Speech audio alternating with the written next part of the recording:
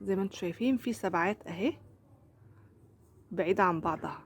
انا عشان اخد في كده سلسلة زايدة اللي هي فين، اللي هي اهي، تمام، عشان اجمع دول كده ويكونوا لي الشكل اللي انتوا عارفينه، في هنا سلسلة زايدة. بعمل ايه؟ باخدها اهي، هو ده اللي بيعمل معاكم المشكلة على فكرة، تمام، واعمل غرزة حشو. ماشي، لفة على الابرة، وطبعا شايفين اللفة ازاي.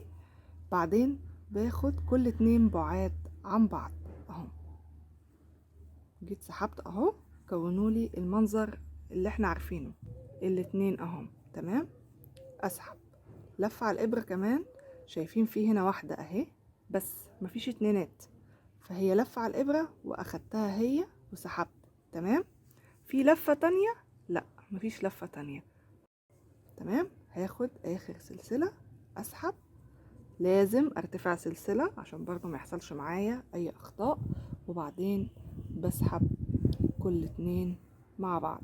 زي ما انتم شايفين اهي الكوفية طالعة ما فيهاش اي حوادية، لا من اليمين ولا من الشمال، فاهميني؟ هو ده كل الحوار. لو فضلتي تمشي بالاسلوب ده صدقيني مستحيل يحصل معاكي اي اخطاء. تابعوني على الفيس والانستا لو حابين. اي مشكلة مستعجلة كلموني هناك، هتلاقوني برضو موجودة اسرع من اليوتيوب. مع السلامة، باي.